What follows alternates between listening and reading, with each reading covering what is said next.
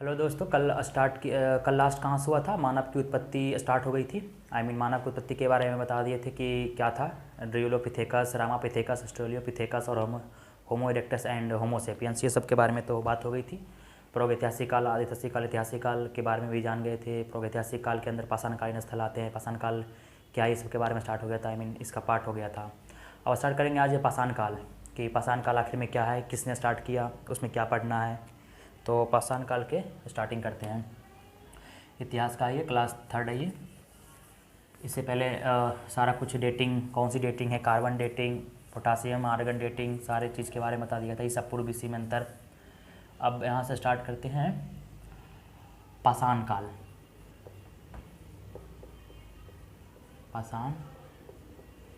पाषाण काल, stone age, ठीक है। ये प्रागैतिहासिक काल के अंदर आते हैं पाषाण काल, जिसमें कि लिखित साक्ष्य नहीं है, सिर्फ पत्थरों का यूज़ है। तो पाषाण काल बहुत लंबा कालखंड है। और एक बात यही बता देते कि त्रियुगी विभाजन किसने किया था। तो सीजे थॉमसन ने, जो कोपेनहेगन संग्रहालय डेनमार्क में है, संग्रहालय है वहाँ पे प्रेजेंट सारे उपकरणों और पत्थरों के टाइप और उसके कलांकन के विधि से पता किया था कि मतलब त्रियुगी विभाजन किया, जो कि पाषाण युग, कांस्य युग और लौह युग था। तो वो सीजे थॉमसन ने 1820 में स्टार्ट किया था, ठीक है। 1820 में ये विभाजन किया था। तो पाषाण काल, ये प्रागैतिहासिक काल का एक पार्ट है पाषाण काल। तो इसमें हम पाषाण काल में पढ़ते हैं। इसका ये लंबी कालखंड है, इसलिए हम इसको 3 भागों में बांटा है। पाषाणों की अधिकता के कारण 3 कालखंडों में बांटा गया है। पहला कालखंड इसका जो है ये है पूरा पाषाण काल, पूरा पाषाण काल, पूरा पाषाण काल, मध्य पाषाण काल, मध्य पाषाण काल एंड नवपाषाण काल, नवपाषाण काल, ठीक है। और एक और ताम्रपाषाण काल है। नवपाषाण काल के बाद स्टार्ट होती है। तकनीकी सिस्टम से जो तांबा का पहले यूज हुआ था उसके हिसाब से हड़प्पा सभ्यता के पहले आती है ताम्रपाषाण काल, लेकिन क्रम अनुसार कालक्रम के अनुसार हड़प्पा सभ्यता के बाद उसे रखा गया है ताम्रपाषाण काल को। इसलिए ताम्रपाषाण काल को जो है ना प्रागैतिहासिक काल में नहीं, पाषाण युग में नहीं, हम आदिऐतिहासिक काल में काउंट करते हैं, ठीक है। अब बात आया है ताम्रपाषाण की, इसके बाद पढ़ेंगे ताम्रपाषाण। तो पहली बात है कि पूरा पाषाण काल सबसे लंबा कालखंड, मध्य पाषाण काल, फिर नवपाषाण काल। अब ये तीनों के बारे में बात करेंगे। पूरा पाषाण काल क्या है, मध्य पाषाण काल, नवपाषाण काल, ये पिछले क्लास में डिस्कस हो गया था, लेकिन इसमें पढ़ेंगे आज। पूरा पाषाण काल, फिर मध्य पाषाण काल, फिर नवपाषाण काल। तो पूरा पाषाण काल जो है, इसका डेट जो है वो सभी को मालूम है, 25 लाख BC टू कितना 10 के BC, ईसा मसीह के जन्म के 25 लाख साल पहले से लेकर 10,000 साल तक, 10,000 BC तक के बीच में ये पूरा पाषाण काल है। मानव सबसे ज़्यादा समय अपना इसी में स्पेंड किया था। इसमें मानव का उद्भव, इसी में मानव का उद्भव हुआ था। मतलब मानव, गाय, हाथी, घोड़ा, ये सब सारा का जो उद्भव हुआ ना, वो सारे पाषाण काल में ही आते हैं। इसलिए इतिहास यहीं से स्टार्ट होती है, पाषाण काल से। पाषाण काल में पूरा पाषाण काल, क्योंकि इतने सारे पत्थर का अधिकतर हुआ ना, अलग अलग टाइप के, किसे हम बांट दिया गया, पूरा पाषाण काल, मध्य पाषाण काल, नवपाषाण काल। इसका कालखंड भी आपको मालूम है, 10 के BC टू 4 के BC। अलग अलग बुक में अलग अलग जगह होते हैं, लेकिन ये आप इसके आधार पे मान सकते हैं, इतना ही राइट है ये। फिर 4 के BC टू हड़प्पा सभ्यता तक का काल, ठीक है। ये तो मालूम है। पूरा पाषाण काल, palaeolithic age, mesolithic age, neolithic age, ठीक है, इंग्लिश में बोलते हैं उसे। उसके बाद आज हम पूरा पाषाण काल के बाद पढ़ेंगे, इसका क्या क्या सिस्टम है, क्या क्या था इसमें। उसके बाद मध्य पाषाण काल, उसके बाद नवपाषाण काल। तो वैसे तो हो गया सिस्टम, सब इसे हटा देते हैं यहाँ से। डेटिंग्स का वो मालूम हो गया, और इसमें कुछ है नहीं। पूरा पाषाण काल सबसे लंबा कालखंड है, जिसमें सिर्फ पत्थर का यूज़ हुआ है, अलग अलग पत्थर यूज़ हुए हैं। अब यहाँ हेडिंग लगाते हैं पाषाण काल के अंदर पूरा पाषाण काल, ठीक है। पाषाण काल को उड़ा दे, पाषाण काल के अंदर ही तो सब कुछ पढ़ना। ये प्रागैतिहासिक काल के अंदर है, तो यहाँ पे हेडिंग लगाने का पूरा पाषाण काल, पूरा पाषाण काल, ठीक। पूरा पाषाण काल, पैलियोलिथिक एज, पूरा पाषाण काल, पैलियोलिथिक एज, इसको इंग्लिश में बोलते हैं। तो पूरा पाषाण काल के बारे में जो सबसे पहले भारत में स्टार्ट हुआ था, पूरा सिस्टम जो स्टार्ट किया, किसने किया था? तो ये रॉबर्ट ब्रूस फूट का नाम के एक वैज्ञानिक है, जो कि वो भूगर्भिक वैज्ञानिक, जियोलॉजिस्ट एंड आर्कोलॉजिस्ट दोनों हैं वो। भूगर्भिक वैज्ञानिक, भूवैज्ञानिक और पुरातत्ववेता दोनों हैं वो, ठीक है। ये क्वेश्चन आया है पीसीएस में, तो ये याद रखना कि रॉबर्ट ब्रूफुट कौन थे। तो वो भूवैज्ञानिक और पुरातत्ववेता दोनों थे, मतलब वो जियोलॉजिस्ट एंड आर्कोलॉजिस्ट दोनों थे, ठीक है। तो और 1863 में सबसे पहले भारत में पूरा पाषाणकालीन चीज़ के बारे में रिसर्च स्टार्ट हुआ था, जो कि रॉबर्ट ब्रूफुट ने ही किया था, रॉबर्ट ब्रूफुट, ठीक है, उन्होंने स्टार्ट किया था। तो पूरा पाषाणकालीन के स्टार्टिंग की पता करते हैं कि भारत में कब से पूरा पाषाणकालीन उपकरणों का यूज हुआ है, कब से क्या था, ठीक है। तो रॉबर्ट ब्रूफुट को याद रखना। अब बात आती है किसने स्टार्ट किया था, रॉबर्ट ब्रूफुट, जो कि रॉबर्ट ब्रूसफुट ये कौन थे, ये भूवैज्ञानिक एंड पुरातत्ववेता, ठीक है। याद रखना, राइटिंग में नहीं जाना, राइटिंग गलत है, जो गलत हो सुधार लेना, बाकी मेरे बट पे लिख लो, बट समझ के। रॉबर्ट ब्रूसफुट 1863 में स्टार्ट किए थे पूरा पाषाण काल का खोज भारत में। इसी से संबंधित बस्तियां का स्टार्टिंग किए थे। तो भूवैज्ञानिक और पुरातत्ववेता, इंग्लिश में जियोलॉजिस्ट एंड आर्कोलॉजिस्ट, ठीक है। अब ये हो गया, इतना काफ़ी है। 1863 में स्टार्ट हुआ था।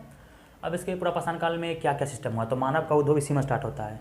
उसमें मानव जो स्टार्टिंग होता है मानव, वो तो होमोसेपियंस नहीं है, आज के मानव का आधुनिक पूर्वज नहीं थे, ये बहुत पहले के हैं। आई मीन नावापिथेकस, ऑस्ट्रेलोपिथेकस, इस सब के सिस्टम से, क्योंकि ये 25 लाख साल से लेकर 10,000 साल के बीच में ये है। 25 लाख BC हो गया, BC टू 10 के BC, इतना इसका डेटिंग है। इसके बीच में मानव से ज़्यादा अपना टाइम बिताया था। ये भी याद रखना, क्वेश्चन पीछे से पूछा हुआ क्वेश्चन है कि मानव ने अपना सबसे ज़्यादा समय किस काल में बिताया था। तो ये हो गया ये। अब बात आती है कि पूरा पाषाण काल के लोग कैसे थे। अब स्टार्टिंग में आए तो थोड़ा सा एडवांस हो जाएंगे। स्टार्टिंग में आए सिर्फ खाना बदोश थे, उनको खाने से मतलब है कुछ भी नहीं, और घुमंतु थे, मतलब एक जगह अस्थायी थे, एक जगह रुक के कुछ भी नहीं करना, मतलब घूम घूम के शिकार किया करते थे। और खाद्य संग्राहक थे, आखेटक एंड खाद्य संग्राहक, मतलब शिकारी थे और खाना को जमा करके खाना खाते थे, चाहे वो सड़ गया और कितना दिन का भी हो। और इतना जल्दी शिकार तो मिलेगा नहीं, और घूम घूम के खाना खाते थे, कभी यहाँ पे ख़त्म खाना हुआ तो कहीं और जगह चले गए, ऐसे घुमंतु थे वो। तो खाद्य संग्राहक एंड आखेटक, ठीक है।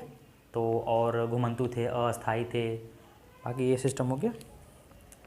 हाँ, तो पूरा पाषाण काल का जो पहले है पता कैसे चलता है इसका, भारत में कहाँ कहाँ से साक्ष्य मिले हैं। तो पहले साक्ष्य, एविडेंस, ठीक है। ये बेलन नदी घाटी, बेलन नदी घाटी,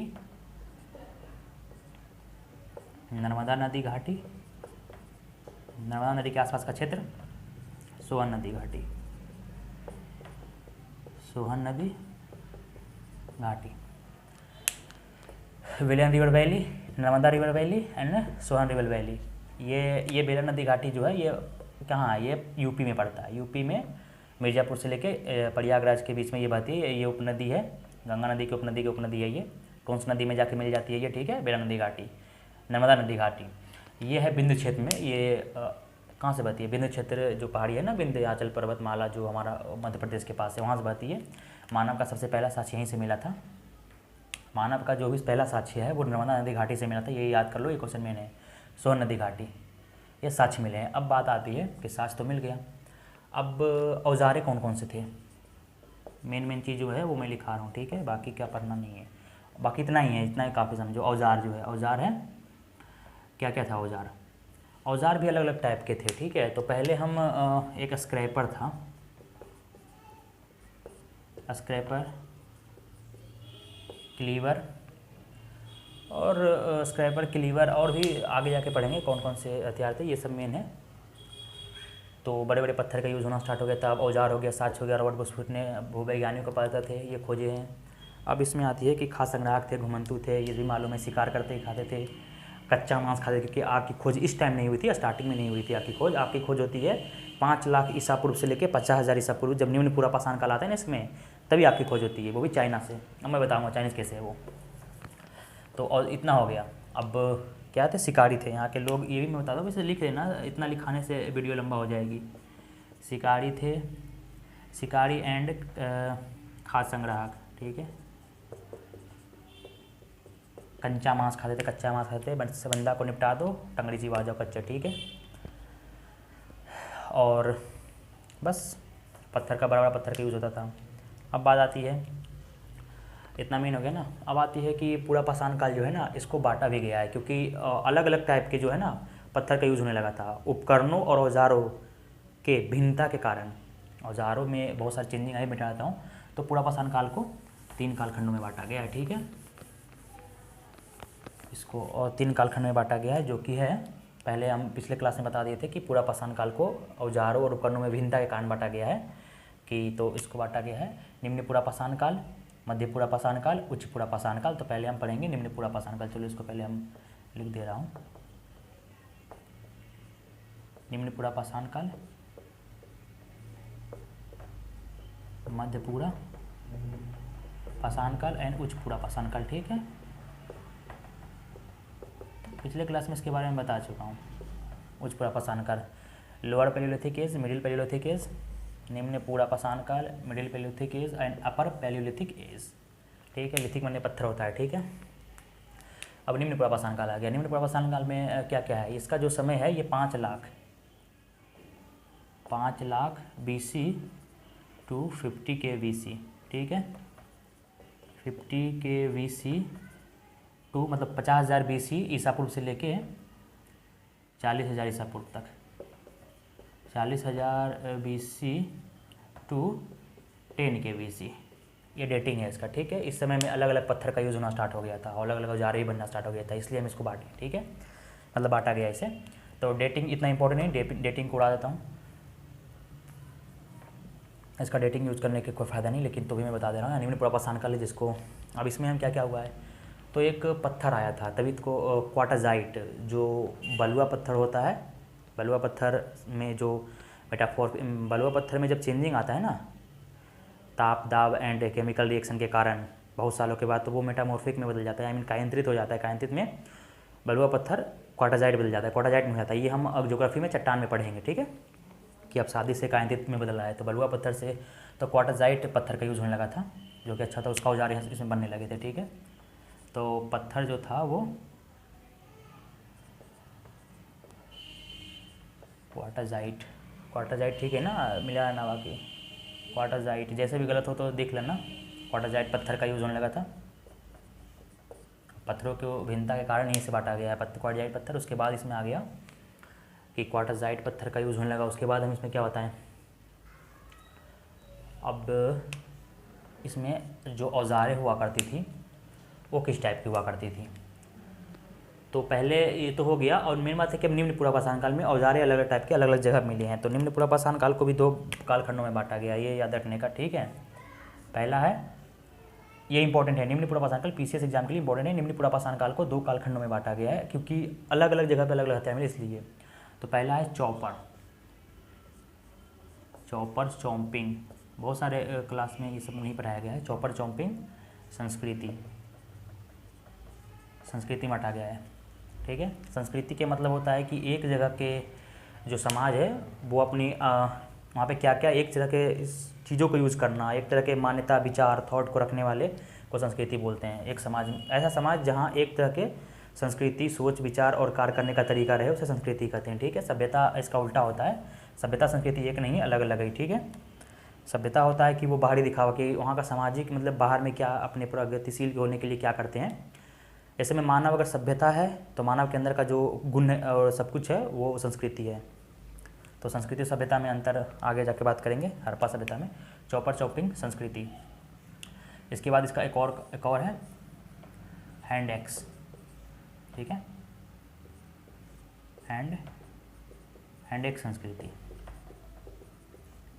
बस इतना ही याद रखना है, हैंड इतना ही है ये चॉपर चॉपिंग संस्कृति, हैंड एक्स। इसको पेबल संस्कृति भी कहते हैं, और इसे मद्रास संस्कृति, या बता रहा हूँ कैसे। इसको सोहन नदी घाटी संस्कृति भी कहते हैं, क्योंकि सर्वप्रथम इसका जो साक्ष्य मिला था, यहाँ सर्वप्रथम जो औजार मिले थे वो चॉपर चॉम्पिंग संस्कृति का, जिसको गरासा इससे बोलते हैं, वो मिला था सोहन नदी घाटी, पंजाब के सोहन नदी घाटी के पास, इसलिए इसे सोहन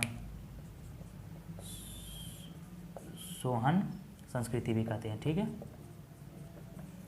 और इसे हैंड एक्स जो है ना, हैंडेक संस्कृति, हैंडेक संस्कृति के सबसे पहले जो उपकरण मिले थे, जो भी सामान इसका मिला था, वो अतीरम पक्कम से मिला था। अतीरम पक्कम से सबसे पहला सामान, अतीरम पक्कम, अतीरम पक्कम, ये मद्रास के पास है। मद्रास के समय अतीरम पक्कम से मिला था सबसे पहला सामान। लेकिन हैंडेक्स जो था ना, वो रॉबर्ट ब्रूस फुट ने पल्लव रन से खोजा था, वही मद्रास के पास है। और सोहन नदी घाटी बोलते हैं, इसलिए इसको मद्रास संस्कृति बोलते हैं। ठीक है, बस इतना ही। और पल्लव रन से सबसे पहला हैंडेक्स मिला था रॉबर्ट ब्रूस फुट ने हैंडेक्स सबसे पहले कहाँ मिला था? हैंडेक्स सबसे पहले पल्लव रन किसने खोया था? रॉबर्ट ब्रूस फुट ने, ठीक है, 1863 में हैंडेक्स सबसे पहले हुआ था मद्रास के पल्लव रन में, और बस ब्रूस फुट ने खोला था। ये सब याद रखो, मेन क्वेश्चन है। ये अतीरम पक्कम से सबसे पहला उपकरण हैंडेक्स संस्कृति का मिला था। चौपर चौपिंग संस्कृति कहते हैं, इसे पेबुल संस्कृति भी कहते हैं, इसे सोहन नदी घाटी संस्कृति बोलते हैं, क्योंकि सोहन नदी, पंजाब में जो सोहन नदी घाटी है वहीं से इसका उपकरण मिला था सबसे पहले, इसलिए इसको सोहन। बस यही था निम्न पुरापाषाण काल। और हाँ, अब आती है आग की खोज। आग की खोज जो है ना, वो निम्न पुरापाषाण काल में हुआ था। ठीक है, अब आती है आग की खोज। आग की खोज निम्न पुरापाषाण काल में होता है, जो कि पुरापाषाण काल में आता है। तो अगर क्वेश्चन में आए कि आग की खोज किस काल में हुआ है और सिर्फ लिखा है पुरापाषाण काल, तो पुरापाषाण काल ही ऑप्शन मारेंगे। ठीक है, इससे डिटेल्स नहीं आएगा। ऐसे पुरापाषाण काल के निम्न पुरापाषाण काल में आग की खोज हुई थी चाइना से। ठीक है, चीन के चाउ, ये एक्स्ट्रा नॉलेज है, चाओजू कोजियन, ये किसी को शायद मालूम ना हो कि कहाँ से सबसे पहले आग की खोज हुई थी। ये नियमित स्टार्ट नहीं हुआ था, नियमित स्टार्ट जो है वो मध्यपाषाण कालीन से स्टार्ट होता है। यहाँ तक कच्चे मांस खाते थे, बस खोज हुई थी। ठीक है, सबसे ज़्यादा अच्छा से यूज इसका नवपाषाण काल में होता है, और सबसे बड़ी उपलब्धि नवपाषाण काल की आग की खोज ही है, मतलब आग की यूज़ है। ठीक है, तो आग की खोज चीन में हुआ था, पुरापाषाण काल में हुआ है। पुरापाषाण काल के निम्न पुरापाषाण काल में आग की खोज चीन के चाओजू कोजियन गुफा में हुआ था। गुफा ये, तो आग भी चाइनीज़ है। अब बात भी है, आग की खोज तो हो गई चाइना में, अब क्या है इसमें? पुरापाषाण काल में और कुछ छूटा हुआ है? अब तो है नहीं, फिर से इसको रिवीजन कर लेते हैं यहाँ से। पाषाण काल को कितने कालखंड में बांटा गया है? पुरापाषाण काल, मध्यपाषाण काल, नवपाषाण काल। नवपाषाण काल में पत्थरों के अधिकता के कारण नवपाषाण काल को, पत्थरों के भिन्नता के कारण नवपाषाण काल को 3 कालखंडों में बांटा गया है। निम्न पुरापाषाण काल, मध्य पुरापाषाण काल, उच्च पुरापाषाण काल। निम्न पुरापाषाण काल में जो पत्थर यूज हुआ था वो क्वार्टाजाइट पत्थर था, और क्वार्टाजाइट पत्थर का जो यूज होने लगा था। फिर निम्न पुरापाषाण काल को 2 संस्कृति में बांटा गया है, चौपर चौपिंग संस्कृति, हैंडेक संस्कृति। इसको गरासा संस्कृति भी कहते हैं, क्योंकि, और इसको पेबुल संस्कृति भी बोलते हैं। ये सब क्वेश्चन आ सकता है कि पेबुल संस्कृति किसे बोलते हैं या फिर किस काल में है, तो निम्न पुरापाषाण काल और पुरापाषाण काल में है। तो चौपर चौपिंग संस्कृति हो गया, सोहन नदी घाटी, इसका सबसे पहले जो साक्ष्य मिला था ना, वो सोहन नदी घाटी मिला था, इसलिए इसे सोहन संस्कृति भी कहते हैं, इसका उपकरण जो मिला था। और हैंडेक्स संस्कृति जो है ये मद्रास की तरफ है। सबसे पहले जो हैंडेक्स संस्कृति का उपकरण मिला था वो अतीरम पक्कम से मिला था। ठीक है, सबसे पहले उपकरण मिला था अतीरम पक्कम से, और सबसे पहले हैंडेक्स जो खोजा गया था वो पल्लव रन से रॉबर्ट ब्रूस फुट ने खोजा था 1863 में, और यहीं से स्टार्ट होती है। ठीक है, इसलिए इसको मद्रास संस्कृति भी कहते हैं, क्योंकि मद्रास से खोजा गया था। फिर आग की खोज चीन के चाओजू कोजियन गुफा से हुआ था। अब ये खत्म हो गई आग की खोज के साथ, इसका हो गया। अब आती है कि मध्य पुरापाषाण काल में क्या हुआ था। आग की खोज ही हुआ था यहाँ तक लास्ट में। हाँ, अब इसके आगे 1-2 टॉपिक और है जो मेन तो है नहीं, चलो मेन नहीं तो फिर लिखाने से क्यों इतना लंबा वीडियो करने का। ठीक है, ये सब हो गया, लिख लेना सब बाद में। हाँ, इसमें जो पुरापाषाण काल में इसमें मानव के कोई भी साक्ष्य नहीं मिलना अभी तक। अब आते हैं मध्य पाषाण काल। ठीक है, यहाँ से स्टार्ट करते हैं मध्य पाषाण काल। मध्य पाषाण काल में क्या क्या मिला था ये लिखना स्टार्ट कर दो। तो मध्य पाषाण काल में सबसे पहले यहीं से लिखते हैं ना, मध्य पाषाण काल में सबसे पहले जो है ना क्वार्टाजाइट पत्थर चेंज हो गया था, और जैस्पर और फिलामेंट, जैस्पर और फिलंट एंड फिलंट एक पत्थर का टाइप है, उसका यूज होने लगा था, उसका हथियार बनने लगा था मध्य पुरापाषाण काल में। ठीक है, तो याद कर लो, क्योंकि हम उपकरणों के भिन्नता के कारण ही और औजारों की भिन्नता के कारण ही पुरापाषाण काल को 3 कालखंड में बांटा गया। तो इसमें क्वार्टाजाइट पत्थर यूज होते थे, इसमें जैस्पर और फिलामेंट यूज होने लगे थे। जो पत्थर को और छोटा और थोड़ा अच्छा बनाया था, ठीक है। और इसमें मेन कुछ भी नहीं है मध्यपुरा पाषाण काल में। ईयर उसको डेटिंग पता नहीं, जोसेफ क्लेमेंट, मतलब डेटिंग का उतना याद रखने का नहीं। 50,000 ईसा पूर्व से लेके 40,000 ईसा पूर्व के बीच में है। हाँ, सबसे पहले जो है ना, इसमें कुत्ते को पालतू बनाया गया था। याद रखना, कुत्ते को पालतू कब से बनाया स्टार्ट हुआ? सबसे पहले कुत्ता को पालतू मध्यपुरा पाषाण काल, यानी पुरा पाषाण काल से ही कुत्ते को पालतू बनाया गया था। कुत्ता को पालतू बनाया गया था, उसमें होमो सेपियंस नहीं था, ठीक है। कुत्ता को पालतू एंड श्रृंगार, श्रृंगार चीज़ का यूज होने लगा था। मतलब लड़कियां का जो होता है ना सजाने वाली चीज़, श्रृंगार का, मेकअप, लिपस्टिक, ये सब का यूज़ होने लगा था। समझो कुत्ता को पालतू श्रृंगार का यूज़, ठीक है। मध्य पाषाण काल से ही, यहाँ से बहुत साल पहले ही, कम से कम 50,000 साल के आसपास की बात है। 15,000 ईसा पूर्व के आसपास की बात है ये। चलो, कुत्ता को पालतू एंड श्रृंगार हो गया। और इसमें क्या है? और तो कोई चीज़ ऐसा है नहीं जो इसमें बताने लायक है, ठीक है। जैस्पर एंड फिलामेंट हो गया, कुत्ता को पालतू ना गया। अब हम नवपाषाण का उच्च पुरा पाषाण काल के बारे में बात करेंगे कि उच्च पुरा पाषाण काल में क्या क्या खोज हुई थी। तो उच्च पुरा पाषाण काल की यहाँ पे देख लो तो है। उच्च पुरा पाषाण काल में भी कुछ खास नहीं हुआ था, बस इसमें जो है ना ब्लेड का यूज़ होने लगा था।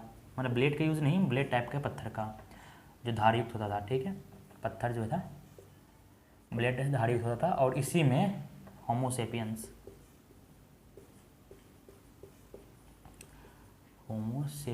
ठीक है, सेपियंस, इसको लिख लेना। होमोसेपियंस का यूज, जो आधुनिक मानव है।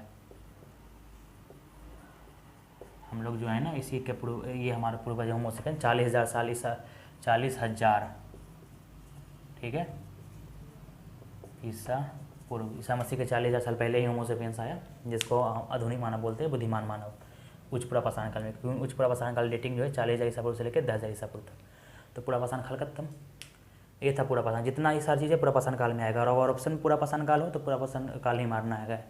जैसे मैं पुरा पाषाण काल विजन यहाँ पे कर सकते हैं कि पुरा पाषाण काल में क्या क्या खोज हुई। तो पुरा पाषाण काल में ही कुत्ते को पालतू भी बनाया गया। बहुत सारे बंदों को नहीं मालूम, बस कुत्ता को सबसे पहले पालतू बनाया गया, ये मालूम होता है। तो कुत्ता को पालतू बनाया, आँख की खोज हुई इसी में। नियमित यूज़ नहीं होने लगी थी, नियमित यूज़ हमें मध्य पाषाण काल से होता है। फिर पुरा पाषाण काल, नव पाषाण काल में अच्छे होने लगे थे। इसका लोग शिकारी, आखेटक एवं खास संग्राहक थे, घुमंतु थे, खानाबदोश थे। खाने सिर्फ मतलब और कुछ भी नहीं, नंगा रहते थे, कुछ भी ड्रेस नहीं था, क्योंकि आया था तो कुछ यूज़ तो नहीं करेगा ना, बस सारे को नंगा रहना है। और कपड़े तो थे नहीं, और क्या यूज़। कुत्ते को पालतू बनाया। और मध्य पुरा पाषाण काल, यानी पुरा पाषाण काल में ही श्रृंगार चीज़ का यूज़ होने लगा था। लड़कियों का सजने धजने का चीज़ का स्टार्ट हो गया था। उस पुरा पाषाण काल में ही होमोसेपियंस आया। मतलब पुरा पाषाण काल में होमोसेपियंस 40,000 ईसा पूर्व उसका उद्भव होता है। और होमोसेपियंस के पहले के मानव क्या बोलते थे? जो 1 साल के आसपास घूमता था उसे होमो इरेक्टस। उससे पहले ऑस्ट्रेलियोपिथेकस, उससे पहले रामापिथेकस, उससे पहले ड्रियोपिथेकस। ऐसे बहुत सारी प्रजातियां हैं मानव के। जैसे जैसे समझदार होते गए वैसे वैसे इनका विकास होने लगा। होमोसेपियंस सबसे समझदार मानव है आधुनिक मानव में। आधुनिक मानव इसी का है। तो हो गया ये पूरा पाषाण काल खत्म। और तो कुछ है नहीं। बाकी मेसोलिथिक जब पढ़ेंगे मध्य पाषाण काल, तो इतना ही था, ठीक है। अब मैं डस्टर लेके आ रहा हूँ, क्योंकि इससे मिटाने में क्लीन होती है अच्छी से। और अब बात हो गई है, अब किसका बात करी थी? चलो अब बात हो गई है। हाँ, पुरा पाषाण काल में हम लोग पढ़ लिए थे। पुरा पाषाण काल में जो निम्न पुरा पाषाण काल, उच्च पुरा पाषाण, निम्न पुरा पाषाण काल, मध्य पुरा पाषाण काल, उच्च पुरा पाषाण काल। एक और चीज़ याद रखना, ये इम्पॉर्टेंट है कि निम्न पुरा पाषाण काल को शल्क संस्कृति और मध्य पुरा पाषाण काल को फलक संस्कृति कहते हैं, क्योंकि फलकों के अधिकता के कारणों से फलक संस्कृति बोला गया। क्यों? फलक क्या है? तो फलक एक प्रकार का औजार होता है, ठीक है। एक प्रकार का औजार है जो पत्थरों को काट करके बनाया जाता है, फलक, उसको हम फलक कहते हैं, ठीक है। तो मध्य पुरा पाषाण काल को फलक संस्कृति कहते हैं। ये क्वेश्चन आया हुआ है, ठीक है, इसलिए याद रखना।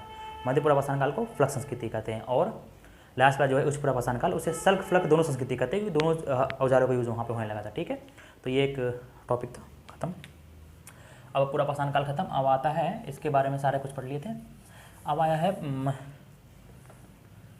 अब आती है मध्य पाषाण काल, ठीक है। यहाँ पे हेडिंग लागू मध्य पाषाण काल, इससे कुछ पढ़ेंगे। मध्य पाषाण काल, ठीक है। मेसोलिथिक एज, इसका कालखंड जो है इसका भी लिख दे यहाँ पे 10,000 BC टू 4K BC। 10,000 मतलब 10,000 के मतलब 1000 होता है और 4,000 BC तक ये कालखंड रहेगा, ठीक है। अब इसके बीच में क्या क्या हुई है, मध्य पाषाण काल के बारे में सबसे पहले किसने बोला था, तो CL कार्लाइल ने, ठीक है। CL कार्लाइल ने 1867 में मध्य पाषाण काल के उपकरण प्राप्त किए थे और उसी के आधार पर इन्होंने मध्य पाषाण काल की खोज की, जो कि विंध्य क्षेत्र, जो मध्य प्रदेश वाला विंध्य एरिया है ना, हिमाचल विंध्य जो पर्वतमाला है उसके एरिया में ये खोजा गया था। सूक्ष्म उपकरण खोजे गए थे, सूक्ष्म उपकरण, इसलिए सूक्ष्म उपकरण खोजने के कारण ही से मध्य पाषाण काल को माइक्रोलिथ एज भी बोलते हैं। तो इसमें सूक्ष्म उपकरण का उपयोग हुआ था, ठीक है। छोटे छोटे पत्थर, सूक्ष्म पत्थर, ठीक है, छोटे छोटे पत्थर, छोटे छोटे पत्थर को जो है ना उसे माइक्रोलिथ बोलते हैं, माइक्रोलिथ, ठीक है। इस डालना माइक्रोलिथ, ठीक है, माइक्रोलिथ, सूक्ष्म पत्थर, छोटे छोटे, इसमें छोटे छोटे पत्थर यूज होने लगे थे मध्य पाषाण काल में।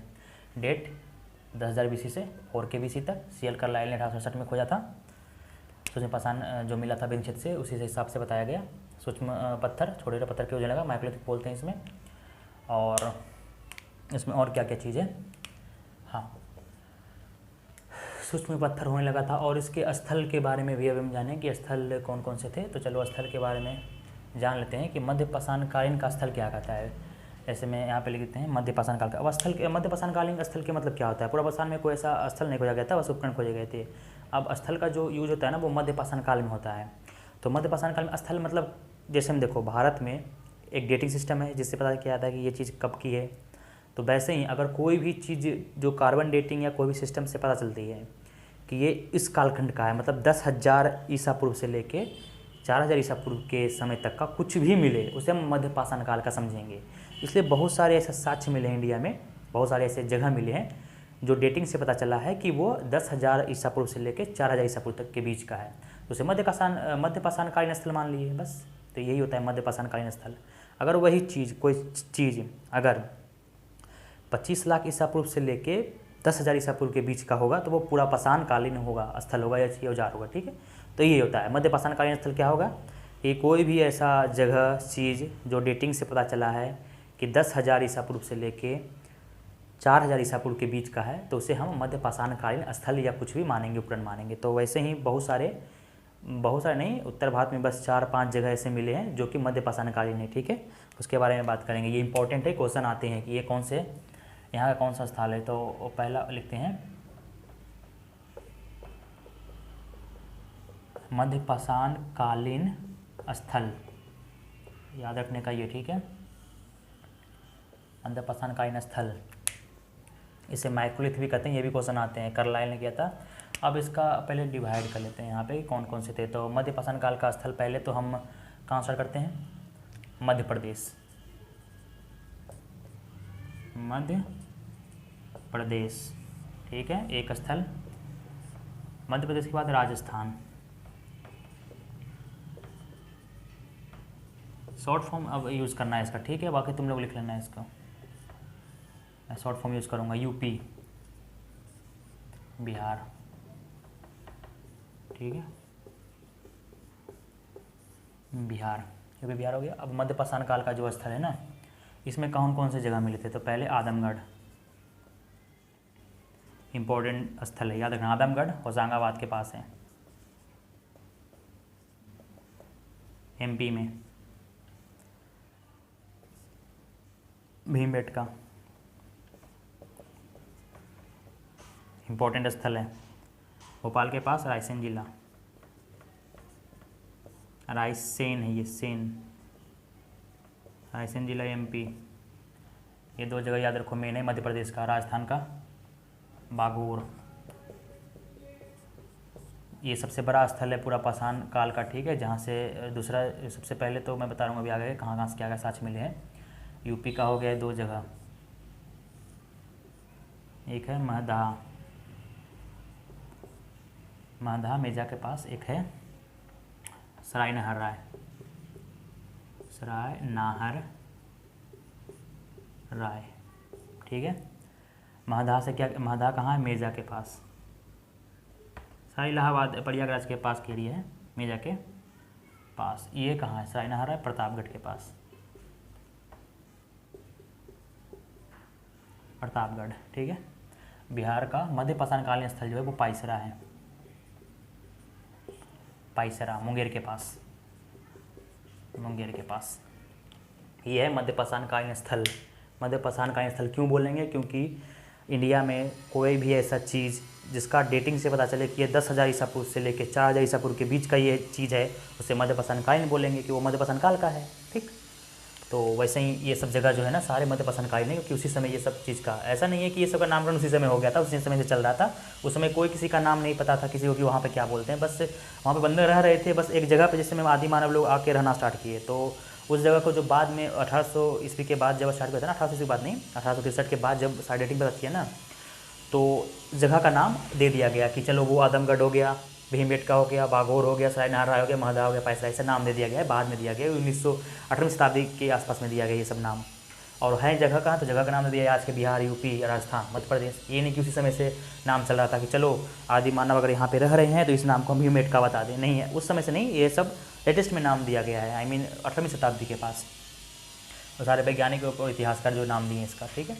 अब आता है आदमगढ़। आदमगढ़ से हमें इंपॉर्टेंट चीज़ याद रखना है कि सबसे पहले पशुपालन का जो स्टार्टिंग हुआ था, पशुपालन का साथ जो है सबसे पहले मध्य पाषाण काल से स्टार्ट हुआ था। मध्य पाषाण काल इंपॉर्टेंट है, ये क्वेश्चन आया हुआ है कि पशुपालन के स्टार्टिंग जो है वो किस काल से स्टार्ट होता है, तो मध्य पाषाण काल से, ठीक है।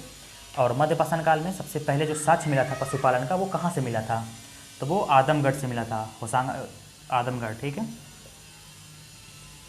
पशुपालन का सबसे पहला साक्ष्य, पशुपालन का सबसे पहले आदमगढ़, होशंगाबाद में, यूपी में, सॉरी एमपी में पशुपालन सबसे पहला साक्ष्य। उसके बाद बागोर में मिलता है, बागोर जो राजस्थान में भीलवाड़ा के पास, ये भीलवाड़ा है, ठीक है, भीलवाड़ा याद रखना, राजस्थान है ये। सेकेंड जो पशुपालन का साक्ष्य मिलता है वो बागोर से मिलता है। तो अगर ऑप्शन में ये लिखा रहे, क्वेश्चन रहे कि सबसे पहले साक्ष्य कहाँ से मिला था, सबसे पहले पशुपालन का साक्ष्य कहाँ से मिला था, तो पहले तो मध्य पाषाण काल से मिला था। अगर ये रहे कि कहाँ से मिला था तो आदमगढ़, सबसे पहला ऑप्शन आदमगढ़ जो एमपी में है।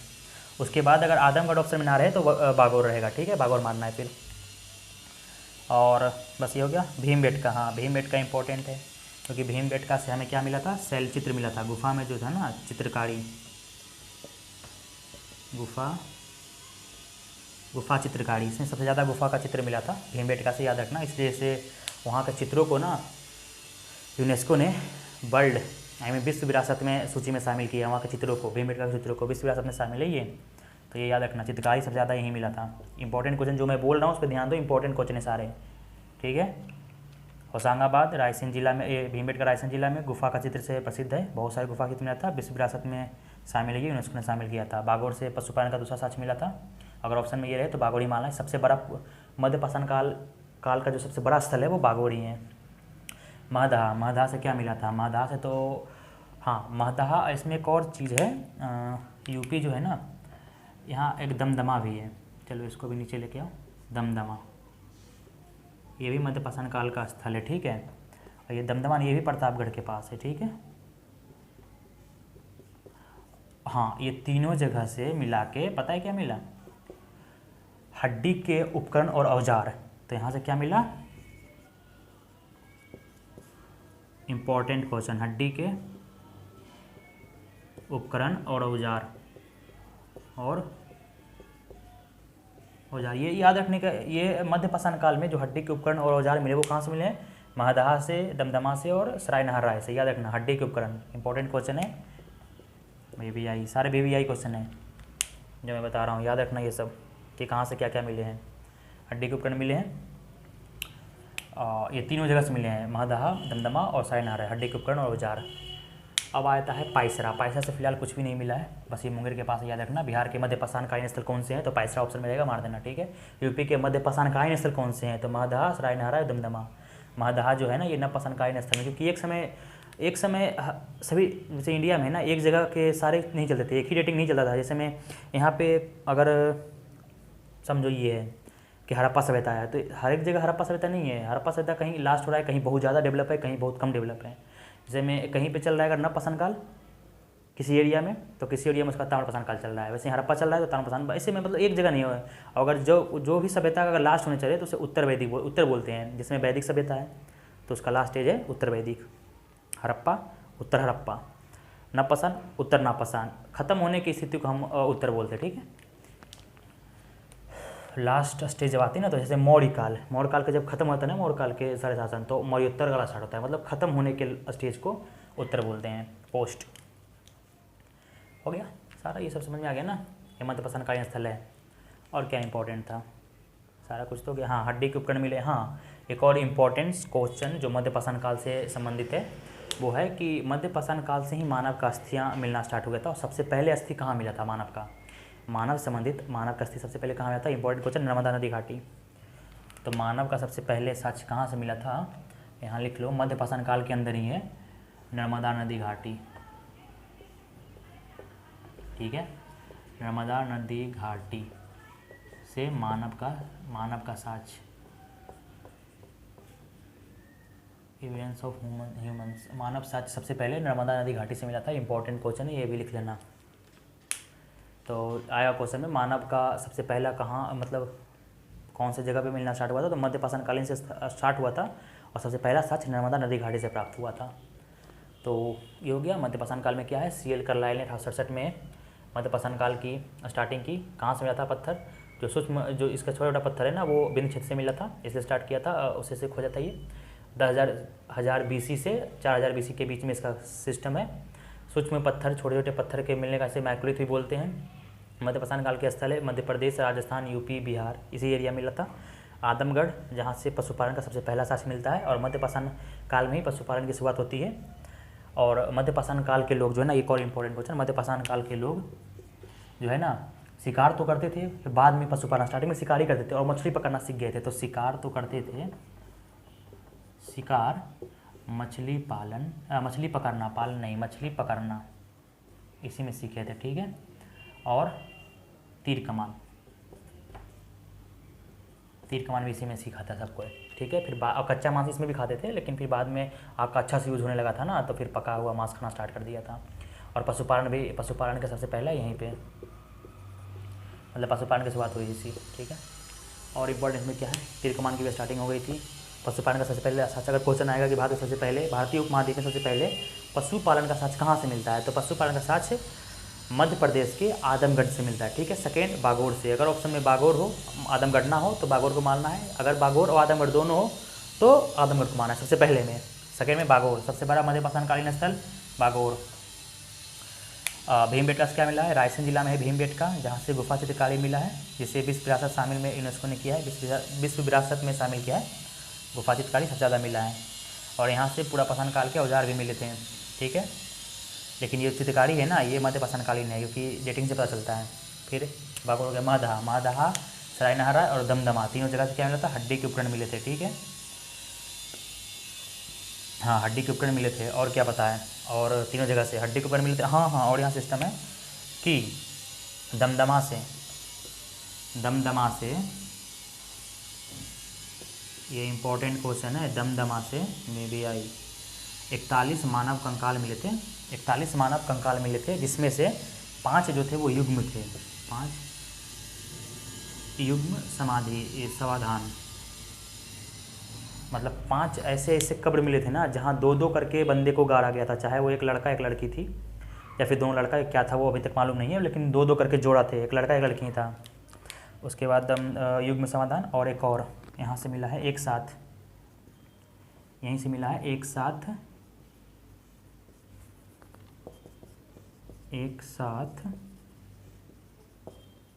3 कंकाल मिले हैं, दफनाया हुआ कंकाल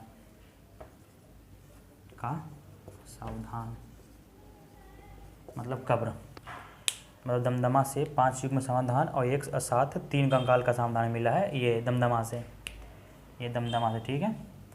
अब ये भी इम्पोर्टेंट है। अब सेकेंड आता है कि सराय नहर राय, यहाँ पे एक और इम्पोर्टेंट क्वेश्चन कि सराय नहर राय से, ये भी लिख लो, यहाँ दिख ही रहा होगा, सराय नहर राय से 4 मानव कंकाल मिले एक साथ दफन, सराय नहर राय से 4 मानव कंकाल एक साथ मिले हैं दफनाया हुआ, एक साथ दफनाया। इंपॉर्टेंट क्वेश्चन ये क्या मिले हैं? महदहा, दमदमा और सराय नहर राय से हड्डी के उपकरण मिले हैं। दमदमा से 5 युग्म समाधान, मतलब 5 जो है वो जोड़ा जोड़ा करके कब्र मिले हैं। और एक साथ लड़का एक साथ लड़की दफनाया हुआ यहाँ मिला है। और सेकेंड है एक साथ 3 कंकाल का सावधान जो है कब्र है वो दमदमा से ही मिला है। दमदमा से एक कब्र में 3 लोग को दफनाया हुआ कंकाल मिला है, दमदमा से, याद रखना। फिर सराय नहर राय से 4 मानव कंकाल एक साथ दफनाया हुआ मिला है। सराय नहर राय जो है यूपी में, वहाँ से 3 लोगों का 4 लोगों का एक साथ दफनाया हुआ मिला हुआ है। तो ये भी क्वेश्चन याद रखना। और क्या है, बस मध्य पाषाण काल में इतना ही है। कुछ समझ में आया वो धीरे धीरे वीडियो देख लेना अपना, और तो कुछ छोड़ा नहीं है। 4 मानव कंकाल मिले हैं, बस ख़त्म। डस्टर कहाँ गया? एक मैं डस्टर लेकर आ रहा हूँ फिर।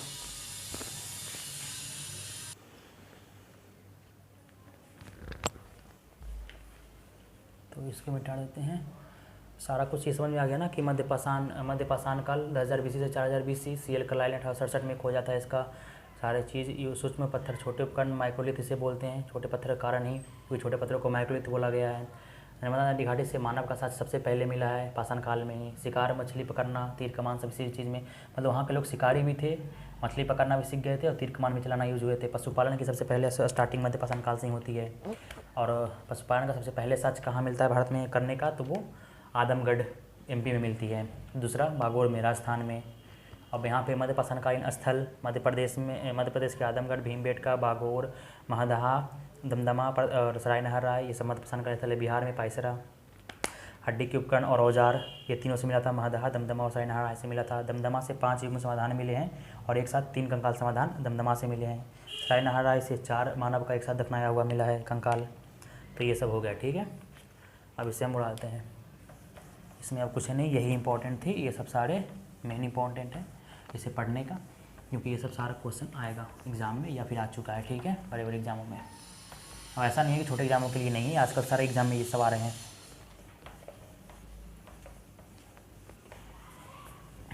तो सारे एग्जामों में आ रहे हैं, तो सारी चीज़ पढ़ना। ये बेसिक टू हाई है, ठीक है, हर एक लेवल के लिए। ऐसा नहीं कि छोड़ देना, सब कुछ समझ लो, ठीक है। अब पाषाण काल में उड़ा दो, चलिए पाषाण काल के। अब आते हैं पाषाण काल का लास्ट स्टेज जो है नव पाषाण काल, इसके बारे में कुछ जान लेते हैं। नव पाषाण काल, ठीक है, इसका डेटिंग जो है सभी को मालूम होगा 4000 BC to 2500 हड़प्पा तक चलेगा। इसके बाद ताम्रपाषाण चलाएगा, फिर हड़प्पा चले स्टार्ट होगा। हड़प्पा तक द बेस्ट लाइन से स्टार्ट करेंगे, ठीक है। न्यूलिथिक एज, नया काल, न्यूलिथिक एज, ठीक है। पाषाण कालीन का सबसे अंतिम अच्छा लगे, ये सब मालूम हो गया। 4000 BC to 2500 BC किसने खोजा इसे? इसके बारे में सबसे पहले 1860, ठीक है, लॉ मसूरिये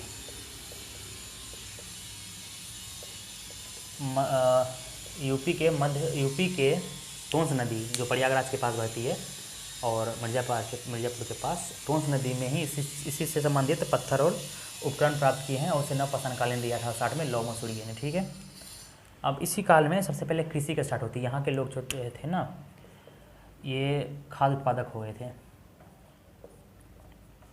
खाद्य उत्पादक मतलब खाना उत्पादन सीख गए थे। तो खाद्यान्नों का उत्पादन सबसे पहले किस काल में स्टार्ट हुआ? तो नवपाषाण काल में, ठीक है। कृषि सबसे पहले कहाँ स्टार्ट हुई, किस काल से? नवपाषाण काल में। पशुपालन मध्य पाषाण काल में और नवपाषाण काल में कृषि, ठीक है। सबसे पहले लोग अस्थाई इसी काल में रहना स्टार्ट किए थे। अस्थाई सबसे पहले अस्थाई जो है ना, जैसे सबसे पहले तो मध्य पाषाण काल और पूरा पाषाण काल में लोग घुमंतु होते थे, कहीं भी जाके बस गया, काम चला लिया, ठीक है। लेकिन सबसे पहले अस्थाई रहने का, रह के कृषि करने का जो स्टार्टिंग हुआ था ना, वो नवपाषाण काल में हुआ था। और नवपाषाण काल में कहाँ से स्टार्ट हुआ था? तो वो मेहरगढ़ थी। पाकिस्तान का जो पश्चिमी एरिया है नीचे वाला, बलूचिस्तान, वहाँ पे मेहरगढ़ है, ठीक है। मतलब पहले मेहरगढ़ ही वहाँ की था। तो मेहरगढ़ में ही सबसे पहले प्राचीनतम अस्थाई जीवन का साक्ष्य मिलता है। मेहरगढ़ बहुत इंपॉर्टेंट है नवपाषाण काल में, ठीक है। मेहरगढ़ बलूचिस्तान, मेरा राइटिंग पे मत जाना, बहुत गंदी है, बस मैं वर्ड पे जाओ। मेहरगढ़ बलूचिस्तान पाकिस्तान में है। पाकिस्तान का एक प्रांत है बलूचिस्तान, वहाँ में मेहरगढ़। यहाँ से सबसे पहले प्राचीनतम अस्थाई निवास और कृषि की सबसे पहले शुरुआत भी यहीं हुई थी। कृषि की साक्ष्य मिलता है, कि साक्ष्य यहीं से, ठीक है। प्राचीनतम अस्थाई निवास यानी कृषि का साक्ष्य मिलता है मेहरगढ़ से। मेहरगढ़ में ही सबसे पहले कृषि स्टार्ट हुआ था भारतीय उपमहाद्वीप में, ऐसा बोला गया। लेकिन एक हाल ये जो है ना, चलो पहले बताते हैं। हाँ, एक हाल में है जो खोज हुई थी यूपी में, लहुरादेव, संत कबीर नगर में है लहुरादेव। तो हाँ, भारत में सबसे पहले लहुरादेव, ये बड़ी याद रखो, लहुरादेव यूपी में, यूपी के संत कबीर नहर में है लहुरादेव, जहाँ से प्राचीनतम, सबसे प्राचीन भारतीय उपमहाद्वीप के प्राचीनतम धान की खेती करने का साक्ष्य मिलता है। धान की खेती करने का साक्ष्य मिलता है। धान की खेती करने का साक्ष्य लगभग 9000 ईसा पूर्व से 7000 ईसा पूर्व के बीच, ठीक है, बीसी 9000 ईसा पूर्व से लेकर 7000 ईसा पूर्व के बीच धान की खेती करने का लहुरादेव में मिलता है, ठीक है। तो अगर ऑप्शन और एक और है कि अगर इससे पहले कौन था, लहुरादेव खोजने से पहले कौन सा था, तो कोल्डिहवा, जो यूपी में ही पड़ता है, कोल्डिहवा, प्रतापगढ़ के पास, प्रतापगढ़ नहीं, इलाहाबाद के पास कोल्डिहवा पड़ता है। तो मिला था प्राचीनतम साक्ष्य धान का, ठीक है, धान की खेती करने का, धान की खेती का। लेकिन हाँ, अगर ऑप्शन में रहे लिखा, अगर ऑप्शन में आए, कोई भी एग्जाम हो, अगर ऑप्शन में आए कि भारतीय उपमहाद्वीप में सबसे कृषि करने का सबसे प्राचीनतम साक्ष्य कहाँ से, अगर उस ऑप्शन में मेहरगढ़, कोल्डिहवा और लहुरादेव भी हो, तो ऑप्शन पहले लहुरादेव पे जाएगा, ठीक है, ना कि मेहरगढ़ पे। अगर लहुरादेव ना हो तब मेहरगढ़ पे जाएगा।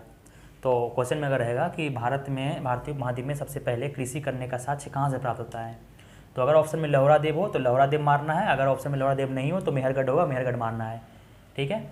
और फिर लिखा रहेगा सबसे प्राचीनतम धान खेती करने का भारतीय उपमहाद्वीप में कौन सा स्थान है, तो अगर ऑप्शन में लहुरादेव रहे तो लहुरादेव, नहीं रहे तो फिर कोल्डिहवा, ठीक है। सबसे पहले कृषि का अगर मिलेगी भारत में कृषि करने का तो लहुरादेव, नहीं रहे तो मेहरगढ़, ठीक है। तो मेहरगढ़ में अस्थाई निवास एंड कृषि का साक्ष्य मिला है, ठीक है, मेहरगढ़ से सबसे प्राचीनतम वहीं पे लोग रहना स्टार्ट किए थे। अब नवपाषाणकालीन स्थल क्या होते हैं, पहले कोल्डिहवा से प्राचीनतम साक्ष्य मिले धान की खेती करने का 9000 ईसा पूर्व से लेकर 7000 ईसा पूर्व के बीच में, कोल्डिहवा तो प्राचीनतम ये 7000 ईसा, ये लगभग 7000 के आसपास है, ठीक है, धान खेती करने का साक्ष्य मिलता है कोल्डिहवा से। अब बात आती है, हाँ, कृषि भी स्टार्ट हो गई थी। कृषि का सबसे पुराना साक्ष्य तो मैं बता ही दिया हूँ। खास संग्राहक हो गए थे बंदे, शिकार भी करते थे और कृषि भी करना स्टार्ट कर देते थे, अस्थायी निवास हो गया था इस काल में।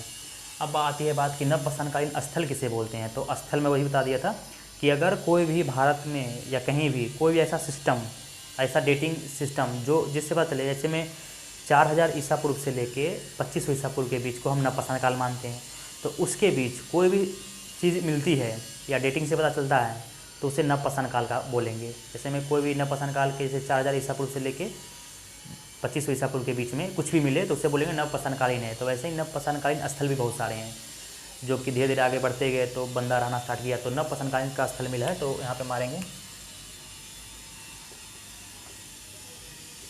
नवपाषाणकालीन स्थल, ठीक है, नवपाषाणकालीन स्थल लिख लेना, न्यूलिथिक, ठीक है, इसको मैं मारूंगा।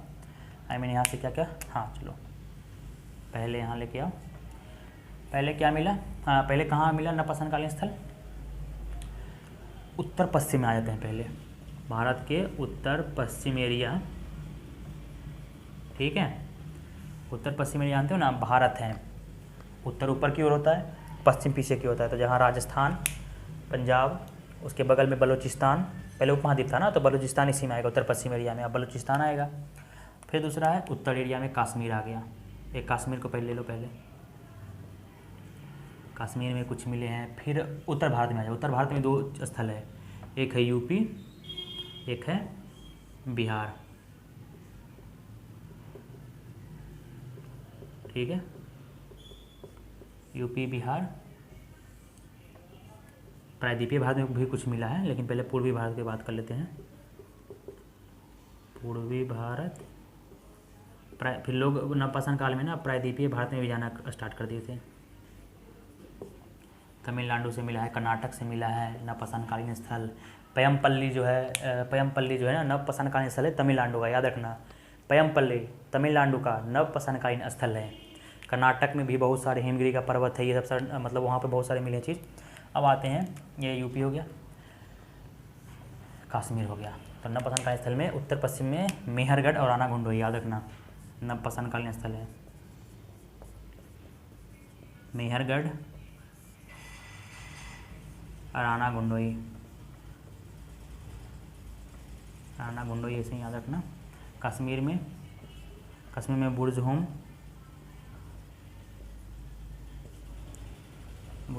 और गल्फ कराल, कुमार का गुफा इसे बोलते हैं, गल्फ कराल, बुर्जहोम और गल्फ कराल श्रीनगर के पास है दोनों। ठीक है, कश्मीर में। अब बात आई है, हाँ इसमें एक और पॉइंट लिखना है, ये तो हो गई ना। इसमें जो लिखना था कि गर्तावास जो है ना वो कश्मीर के नवपाषाणकालीन स्थल है। गर्तावास गड्ढे का घर उसका मतलब होता है।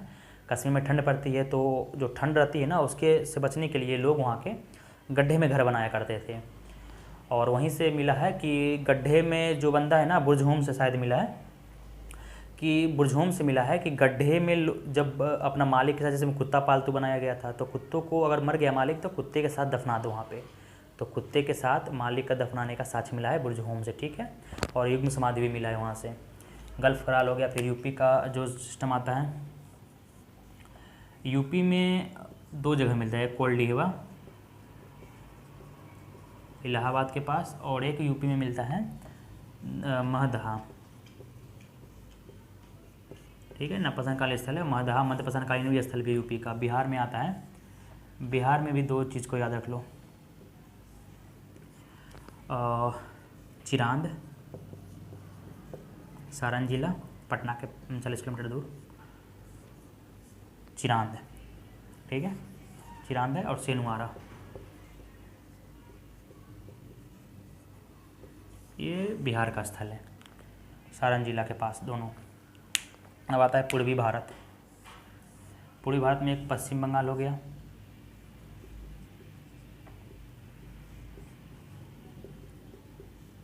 एक असम हो गया। पश्चिम बंगाल में एक स्थान मिले हैं नवपाषाण काल का, वो है, एक स्थान है, इसका नाम है राणा ढिबकरी, कुछ नाम है, पांडु राजा ढिब्बी, अजीब नाम है, पांडु राजा ढिब्बी। और असम से मिला है सारू ताड़ू मार्काडेला। फिर ये प्रायद्वीपीय भारत में जो है, प्रायद्वीपीय भारत में तमिलनाडु से मिला है पेमपल्ली, लिख लेना। सारा इंपॉर्टेंट जगह है, लिख लेना, इससे ज़्यादा कुछ भी नहीं हिस्ट्री में। ठीक है, जितना मैं पढ़ा रहा हूँ इस बहुत काफ़ी है हर एक एग्ज़ाम के पीरी निकालने के लिए। वनडे एग्ज़ाम का तो हर एक एग्ज़ाम निकल सकता है इजीली, अगर ये पढ़ के जाओगे तो कोई भी क्वेश्चन बनेगा नहीं। पहले इसे पढ़ लेना हिस्ट्री का पूरा पाषाण काल का, और कोई भी क्वेश्चन हो किसी भी एग्ज़ाम का सॉल्व करने का कोशिश करना, अगर हो तब आगे देखना, नहीं तो फिर बंद कर देना। ठीक है, अब उत्तर पश्चिम भारत है। हाँ, एक और रिवीजन कर लेते हैं, सारा कुछ हो गया, अब रिवीजन कर लेते हैं। नवपाषाण नवपाषाण काल जो है पूरा पाषाण काल का लास्ट स्टेज है। 4000 BC टू 2500 BC तक का इसका टाइम पीरियड है। 1860 में लौ मसूरिये ने टोंस नदी के पास, यूपी में टोंस नदी के पास इसका साक्ष्य प्राप्त किया था। और ये खाद्य उत्पादक थे, बंदा जो था वो कृषि करना स्टार्ट कर दिया था, और खाद्य उत्पादक मतलब खाद्यान्नों का उत्पादन सबसे पहले नवपाषाण काल में स्टार्ट हुआ था। मेहरगढ़ बलूचिस्तान में पड़ता है, पाकिस्तान के प्रांत है बलूचिस्तान, मेहरगढ़ पड़ता है। प्राचीनतम अस्थायी निवास, अस्थायी जो बंदा हो गया था ना कृषि करने के लिए अस्थायी रहना, वो मेहरगढ़ में ही सबसे पहले रहना स्टार्ट किया था। प्राचीनतम साक्ष्य वहाँ से मिलता है, और कृषि का भी प्राचीनतम साक्ष्य मिलता है। लेकिन लहुरा देव प्रेजेंट में एक खोजा गया है यूपी में, संत कबीर नगर में लहुरा देव है। लहुरा देव से हमें धान की खेती करने का सबसे प्राचीनतम साक्ष्य मिलता है। शायद ये वर्ल्ड में ही सबसे प्राचीनतम हो, ठीक है। 9000 ईसा पूर्व से 7000 ईसा पूर्व के बीच में धान खेती करने का मिलता है। तो अगर ऑप्शन में क्वेश्चन में हो कि भारतीय उपमहाद्वीप में कृषि करने का सबसे प्राचीनतम साक्ष्य कहाँ मिलते हैं, तो वो लोहरादेव अगर ऑप्शन में हो तो लोहरादेव माना जाएगा, नहीं तो मेहरगढ़, ठीक है।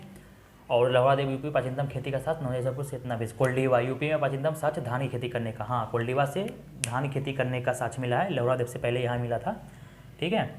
तो ऑप्शन में अगर लोहरादेव ना हो तो मेहरगढ़ कृषि के लिए और धान के लिए कोल्डीवा, ठीक है। अब नवपसानकालीन स्थल, जैसे मैं बताया हूँ कि स्थल को कैसे पहचानेंगे, तो अगर कोई भी ऐसा उपकरण या औजार या कोई भी चीज़ जो डेटिंग से पता चले कि 4000 ईसा पूर्व के से 25000 ईसा पूर्व के बीच का है वो, तो नवपसानकालीन ही होगा, चाहे वो स्थल हो चाहे उपकरण हो, ठीक है। तो नवपसानकालीन स्थल जो खोजा गया है उत्तर पश्चिम जो है मेहरगढ़, वो नवपसानकाल का स्थल है। फिर राना गुंडोई है कश्मीर में, बुर्जहोम और गल्फ कराल। बुर्जहोम से क्या मिला है, मेहरगढ़ तो कृषि का साक्ष्य मिला है, सबसे प्राचीनतम अस्थायी निवास मिला है। बुर्जहोम से क्या मिला है, बुर्जहोम से मिला है गर्तावास, गड्ढे का घर, जहाँ ठंड से बचने के लिए लोग रहा करते थे गड्ढे में घर बना के। और यहीं से मिला है कि 2 युग्म समाधि को एक साथ दफन किया हुआ और कुत्ते को अपने मालिक के साथ दफन करने के साथ, यहीं से मिला। इंपॉर्टेंट क्वेश्चन है, ये लिख लो। गल्फ कराल कुम्हार का गुफा बोला जाता है यहाँ पे, ये भी कश्मीर से ही मिला है, श्रीनगर के आसपास के दोनों का एरिया है। यूपी में कोल्डीवा और महदहा, कोल्डीवा इलाहाबाद के पास है, महदहा जो है ये मेजो के पास है। तो कोल्डीवा जो है मतलब प्रतापगढ़ के आसपास का एरिया है। कोल्डीवा से धान की खेती का साक्ष्य मिला है, और महदहा से तो इस समय मध्यपाषाण काल में कुछ नहीं मिला है, लेकिन हाँ नवपाषाण काल में कुछ नहीं मिला है। मध्यपाषाण काल में हड्डी के उपकरण मिले थे, महदहा और सराय नहराय और दमदमा से हड्डी के उपकरण मिले थे। फिर बिहार में आता है, बिहार में 2 है। बिहार में मध्यपाषाणकालीन स्थल पायसरा है, लेकिन नवपाषाणकालीन स्थल चिरांद और छिंदवाड़ा है। चिरांद सारण जिले के पास, ये भी सारण जिले के आसपास का एरिया है। पूर्वी भारत मतलब असम और पश्चिम बंगाल में पूर्वी भारत में आते हैं। बिहार में पूर्वी में आता है, लेकिन इसमें उत्तर में बोला गया है। पूर्वी भारत जो है ना, पश्चिम बंगाल और जो असम में है, तो पश्चिम बंगाल में पांडु राजढीबरी मिला है, और असम में सारू तारू और मारकटला जगह मिला है।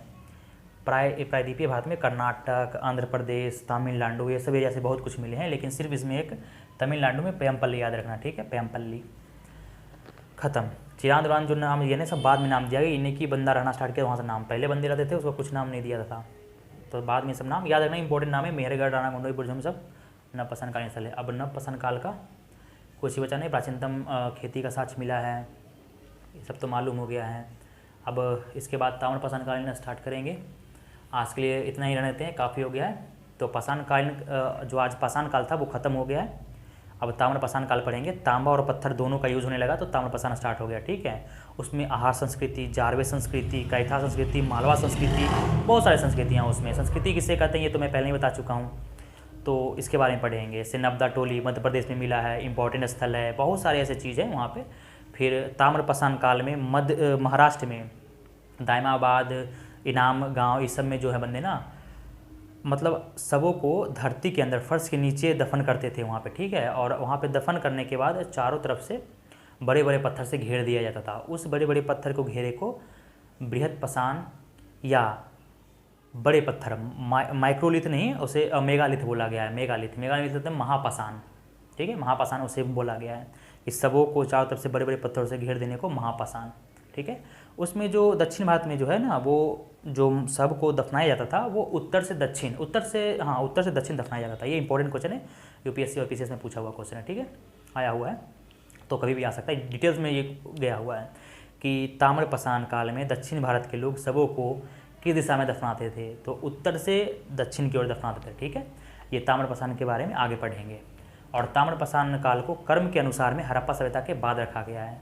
और हड़प्पा सभ्यता में ताम्रपाषाण जो है तांबा और टीना को मिला के कांस्य बनाया गया। कांस्य बनता है तो कांस्य बनाया गया, तो हड़प्पा सभ्यता कांस्ययुगीन हो गया, ठीक है। उसी में खोज हुआ था कांसा का, और तांबे का तो यूज़ हो ही रहा था। तांबे का यूज़ सबसे पहले तो 5000 ईसा पूर्व में खोजा गया था तांबा बनने का, ठीक है। तो ताम्रपाषाण आगे पढ़ेंगे, कितना इंपॉर्टेंट क्वेश्चन है, ये सब तो समझ में आ गया। कृषि की शुरुआत हुई, आग का सबसे उपलब्धि इसी में होता है। आग की खोज जो है ना इस काल की सबसे बड़ी, हाँ कृषि, इसमें एक और लिख लो, कृषि और पहिए का खोज भी इसी में हुआ था। एक और इम्पॉर्टेंट क्वेश्चन,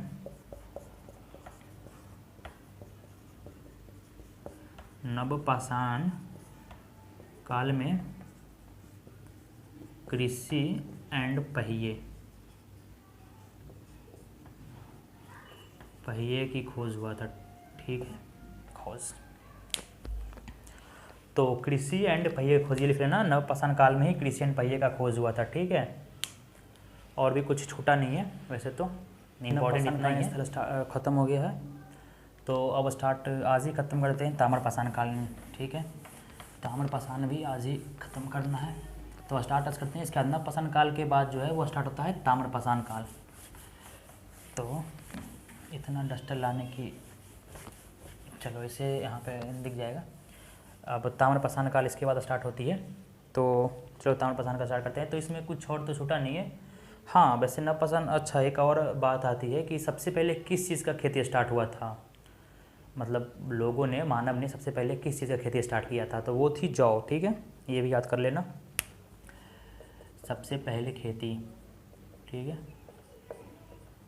सबसे पहले किसकी खेती स्टार्ट हुई, सबसे पहले जौ की खेती स्टार्ट हुई थी, ठीक है। जौ की खेती हुई कहाँ, पश्चिमी एशिया में, ईरान वगैरह वाले एरिया में हुआ था जौ की खेती, याद रखना, इंपॉर्टेंट क्वेश्चन है। जौ की खेती हुई थी, ठीक है, सबसे पहले पश्चिम एशिया के एरिया में।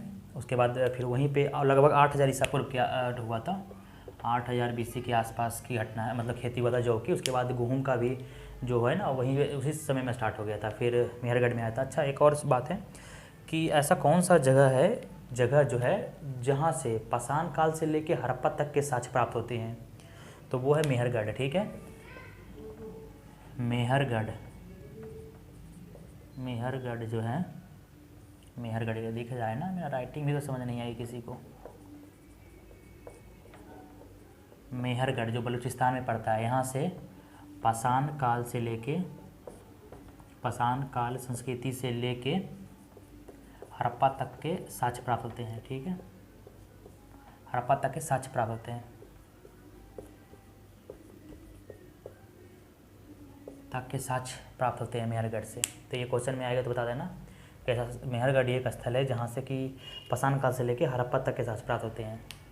सबसे पहले जौ की खेती हुई थी 18,000 BC में, और उसके बाद गेहूँ की भी होना स्टार्ट हो गई थी, फिर धान की खेती, फिर बहुत सारे स्टार्ट हो गए थे। अब बात आती है, चलो नवपाषाण काल खत्म हो गया, ये दो बात याद हो गई। हाँ एक और बात है कि नवपाषाण काल में चिरांदी एक ऐसा जगह है, नवपाषाण काल में बिहार के चिरांद, जो नवपाषाण कालीन स्थल है सारण जिले के पास चिरांद, जहाँ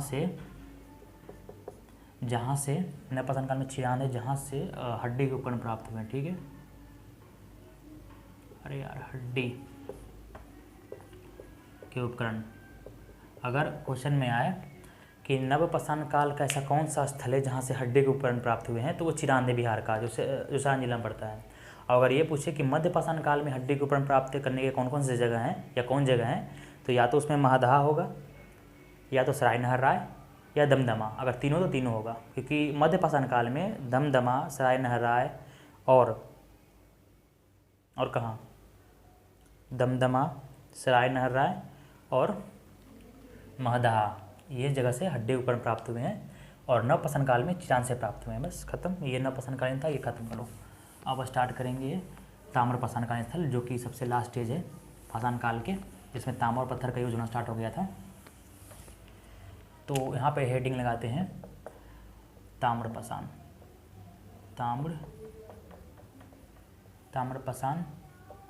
काल। इसे और दो नामों से बोल कर जाता है, चिल्कोलिथ। अरे यार राइटिंग मेरी खराब है।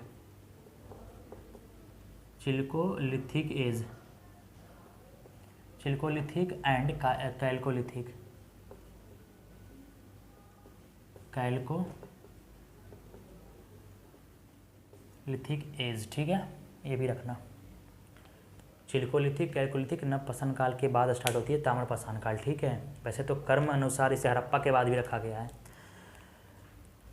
और ये आदि ऐतिहासिक काल में आते हैं। तो ताम्रपाषाण काल, चिल्कोलिथिक या कैल्कोलिथिक दोनों बोलते हैं, क्वेश्चन आएगा मार देना। अब ताम्रपाषाण काल किससे कहते हैं, तो तांबे और पत्थर का जो यूज़ होने लगा था ना, हथियार बनने लगा था, उसे ताम्रपाषाण काल कहते हैं, ठीक है। ताम्रपाषाण काल का जो है सबसे पहला साक्ष्य जो है अतिरमपक्कम, मद्रास के पास अतिरमपक्कम से हैंड एक्स मिलता है, कुल्हाड़ी मिलता है।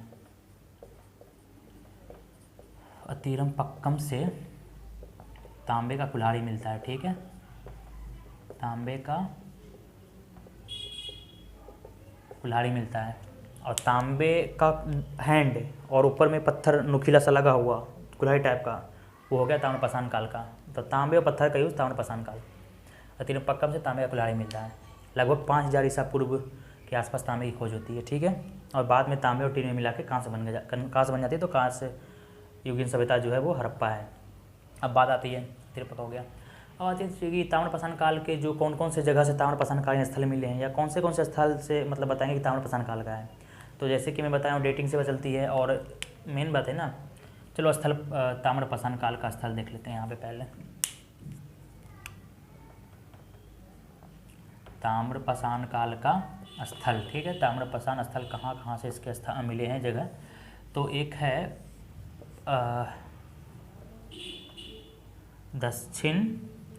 दक्षिण पूर्वी राजस्थान के एरिया से मिले हैं। पश्चिम मध्य प्रदेश, पश्चिम एमपी, फिर पश्चिम महाराष्ट्र, ठीक है, और दक्षिण पूर्वी भारत, ठीक है। दक्षिण राजस्थान से मिले हैं, पश्चिम मध्य प्रदेश, पश्चिम महाराष्ट्र और दक्षिण पूर्वी भारत से मिले हैं। अब बात आती है कि दक्षिण राजस्थान में कौन सी संस्कृति, पश्चिम मध्य प्रदेश में कौन सी संस्कृति, कौन कौन सी जगह है, यहाँ कौन कौन सी जगह है। बात आती है दक्षिण राजस्थान में, तो यहाँ पे एक आहार संस्कृति है, आहार संस्कृति के ऊपर मिले हैं। मतलब ताम्रपाषाण काल के आहार संस्कृति जो है वो दक्षिण राजस्थान में थी, ठीक है। और आहार संस्कृति में जो है, तो इसे जो बोला जाता है आहार संस्कृति को ताम्रवती यानी तांबे की जगह बोला जाता है, ठीक है, आहार संस्कृति। अब आती है पश्चिम, ताम्रवती को मिटा दे रहा हूँ, पश्चिम एमपी जो है ना, यहाँ से मालवा संस्कृति, मालवा, कायथा संस्कृति, नब्दा टोली, ये तीनों जगह की खोज जो है ना HD संकालिया है ना, इधर संकालिया ने किया था, ठीक है। तो मालवा संस्कृति, कायथा संस्कृति और नब्दा टोली मध्य प्रदेश में है, ठीक है। और खोज HD संकालिया ने किया था। यहाँ से फूस के घर, गोलाकार वृत्ताकार फूस के मट्टी के घर मिले थे। नब्दा टोली इंपॉर्टेंट है, क्वेश्चन में आएगा कि नब्दा टोली कहाँ है, तो मध्य प्रदेश में है, ठीक है। खोज किसने की थी, HD संकालिया ने किया था, याद रखना तीनों की। अब आते हैं पश्चिम महाराष्ट्र में इनाम गांव, सोने गांव और दायमाबाद, जौरवे संस्कृति, यहाँ की जौरवे संस्कृति है, ठीक है, जौरवे संस्कृति। तो अब बात आएगी ना कि ताम्रपाषाण काल की आहार संस्कृति कौन से जगह की है, तो वो दक्षिण राजस्थान की है। पश्चिम मध्य प्रदेश की में मालवा संस्कृति, कायथा संस्कृति और नब्दा टोली जगह जो है, ये तीनों पश्चिम बंगाल से संबंधित है, ताम्रपाषाण की जगह है। खोज किया किसने किया था तीनों जगह का, तो HD संकालिया ने किया था। जौरवे संस्कृति जो है वो पश्चिम महाराष्ट्र की है। और यहाँ पे जो गांव मिले थे, दायमाबाद सबसे बड़ा स्थल, ताम्रपाषाण काल का सबसे बड़ा स्थल दायमाबाद गोदावरी नदी के किनारे, ठीक है, दायमाबाद है ना, दायमाबाद। इनाम गांव, ये भी एक बड़ी बस्ती थी, इनाम गांव, सोने गांव, और दायमाबाद में इनाम गांव, सोने गांव, और भी बस इतना ही काफ़ी है। ये सब याद रखो कि ये सब कौन सा स्थल है, तो पश्चिम महाराष्ट्र के ताम्रपाषाण कालीन स्थल है, इंपॉर्टेंट है। मालवा संस्कृति, कायथा संस्कृति, नब्दा टोली, ये सब कहाँ के, पश्चिम मध्य प्रदेश की है। आहार संस्कृति दक्षिण राजस्थान की है। HD संकालिया ने इसकी खोज की थी। बस इतना ही याद करना है ताम्रपाषाण काल में, बाकी तो बस उसके बाद हो गया। हाँ, अब महापाषाण काल के वो तो बता दिए, महापाषाण किसे बोलते हैं, कि दक्षिण भारत के लोग जो है, दक्षिण भारत के लोग बड़े बड़े शवों को अपने उसके साथ में बहुत सारे मृत भांड ये सब दफना दिया करते थे, और सबके चारों तरफ बड़े बड़े पत्थर स्टार्ट कर देते थे। मतलब ऐसे ये सब है, इसके यहाँ पे बड़े बड़े पत्थर इसे से लगा दिए, तो इसको महापाषाण बोला गया। ठीक है, महापाषाण, मेगालिथ, महापाषाण, मेगालिथ, दक्षिण भारत के लोग। और सबों को जो वो लोग ताम्रपाषाण के लोग, उस दक्षिण भारत में ताम्रपाषाण काल में जो लोग को दफनाया जाता था, वो कैसे दफनाया जाता था? वो था उत्तर से दक्षिण की ओर। याद रखना कि ताम्रपाषाण काल में दक्षिण भारत के लोग सबों को कैसे दफनाया करते थे, तो उत्तर से दक्षिण की ओर, मुंडी उत्तर की तरफ, पैर दक्षिण की तरफ। ठीक है, तो बस इतना ही है ताम्रपाषाण कालीन। और क्या है इसमें और भी कुछ है? और तो कुछ है नहीं। तांबे का यूज़ हो गया है। इसके बाद हड़प्पा सभ्यता आती है। मेगालिथ के बारे में हो गया। हाँ, एक गैरिक, अब गैरिक मृदभांड किसे बोलते हैं, एक और क्वेश्चन है कि गैरिक मृदभांड, इंपॉर्टेंट क्वेश्चन, नोट करके लिख सकते हो, नोट, कुछ एक्स्ट्रा क्वेश्चन है ये याद रखना। गैरिक मृदभांड की नामकरण, गैरिक मृदभांड, मृदभांड मतलब मट्टी का घड़ा। ठीक है, गैरिक मृदभांड जो गेरुआ कलर में, अगर कुछ घड़ा बनाया गया, मट्टी का घड़ा अगर गेरुआ कलर का है तो उसे गैरिक मृदभांड बोलते हैं। हस्तिनापुर में खोजी गई थी। हस्तिनापुर इसे लिखाएगा ना, देख लेना सब। हस्तिनापुर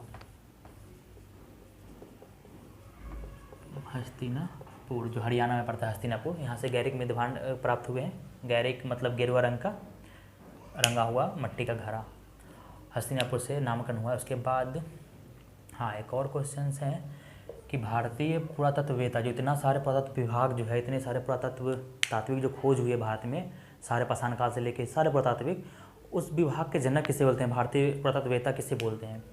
तो भारतीय पुरातत्ववेत्ता के जनक, भारतीय पुरातत्ववेत्ता का जनक अलेक्जेंडर कनिंघम।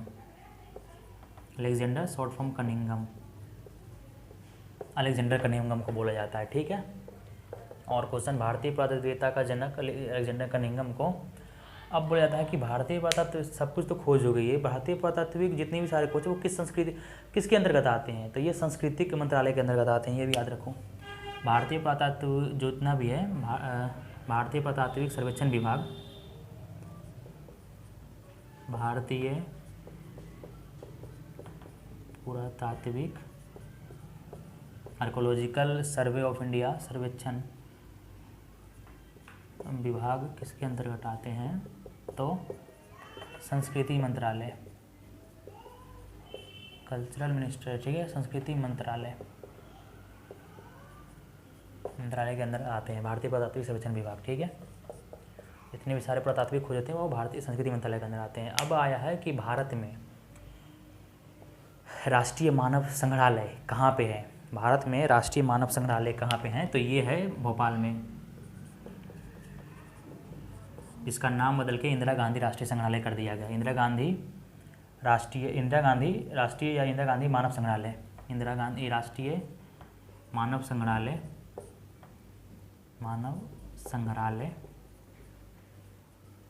भोपाल में है। जब इसका नाम बदल ही दिया गया है तो इसे इंदिरा गांधी लिख देते हैं।